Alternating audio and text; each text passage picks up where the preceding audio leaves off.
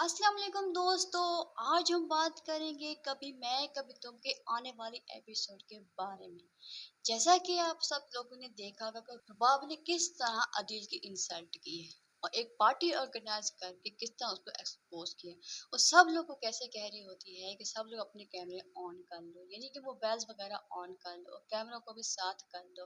रुबाब कहती है कि लोग प्यार मोहब्बत और दोस्ती को सेलिब्रेट करते हैं, मैं यहाँ पे अपने चीटर हस्बैंड को सेलिब्रेट करूँ और सबके सामने कहती है कि इसने मुझे बिजनेस में धोखा देने के साथ साथ रियल लाइफ में भी चीट के मेरी ही दोस्त के साथ फ्लर्ट कर रहा था। सब लोग अदील की वीडियो बना लेते हैं और रुबाब मुझसे कहती है कि इसे शेयर करना मत भूलिएगा, क्योंकि अदील के साथ जो भी हो बहुत अच्छा हुआ, होना भी यही चाहिए था। पहले उसने अपनी भाभी को नहीं छोड़ा, फिर माँ बाप को नहीं छोड़ा, उसका घर तक उनका बेच दिया। अब वो कहाँ जाए, उन्हें रहने के लिए रात के लिए छत भी नहीं। वो अपनी बेटी को कॉल करते हैं कि अदील ने तो अपनी बीवी के साथ ये सब करके हमें बेघर कर दिया, अब हम कहाँ जाएं। तो उसकी बेटी कहती है अदील के साथ तो बहुत अच्छा होगा, लेकिन आप लोग मेरे पास रहें। लेकिन वहां भी वो कुछ अर्सा रहेंगे, क्योंकि कुछ अर्से के बाद उन्हीं का दामाद सब कहने लग जाएगा मैं इनको कब तक यहाँ बर्दाश्त करूँ, यहाँ ये कब तक रहेंगे। जो वो लोग ये बात सुन लेते हैं और फिर कहीं जाकर वो मुस्तफ़ा से कांटेक्ट करने लगे। उन्हें रियलाइज होगा कि हमने मुस्तफ़ा के साथ कुछ अच्छा नहीं किया था, ना शजीना के साथ अच्छा किया था, ना मुस्तफ़ा के साथ। आज हम जो कुछ भी हमारे साथ हो रहा है ये उसी वजह से हो रहा है कि हमने शजीना को जैसे घर से निकाला था उस तरह हमें भी घर से निकाला गया है। इधर हम देखते हैं कि मुस्तफा बहुत ज्यादा डिप्रेस हो चुका, क्योंकि शजीना का तो मिस कैरेज हो गया और डॉक्टर ये भी साथ साथ बोल रहे हैं कि शजीना का बचना भी मुश्किल है। तो मुस्तफा को अपनी पिछली यादें याद आने लगती हैं। वो नमाजें वगैरह पढ़ना शुरू कर देते हैं और हर वक्त उसे ऐसे महसूस होता है जैसे उसे शजीना बुला रही है, हत्या कि शजीना तो बेहोश पड़ी हुई है। अब होगा ये कि शजीना के घर वाले आएंगे और शजीना को अपने साथ लेकर चले जाएंगे, क्योंकि अब डिजर्व भी नहीं करता मुस्तफा शजीना का एक साथ रहना, क्योंकि बच्चा तो चल रहा है जिसकी वजह से शजीना बहुत ज्यादा डिप्रेस रहती थी।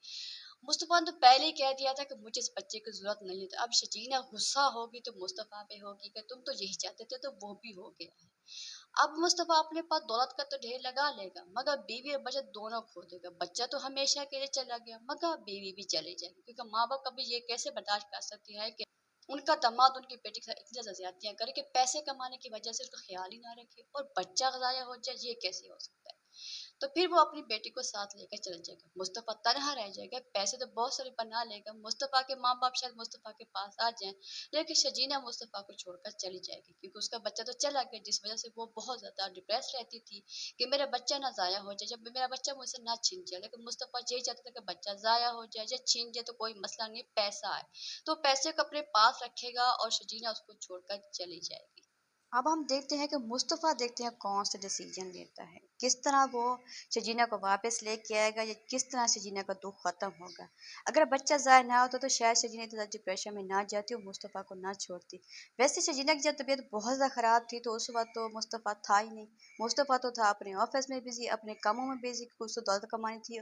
उस शजीना का तो ख्याल नहीं था। शजीना ये बात भी नोट करेगी कि उस वक्त तो मेरे पास ये था ही जब मुझे बहुत ज़्यादा ज़रूरत थी उसकी, इसलिए मेरा मिसकैरेज हो गया, क्योंकि मैं बर वक्त हॉस्पिटल पहुंच ही नहीं सकी। तो इसमें सारा का सारा कसूर तो मुस्तफ़ा का ही है, क्योंकि पहले वो बच्चा नहीं चाहता था, अब मुझे बर वक्त हॉस्पिटल भी लेके नहीं गया था।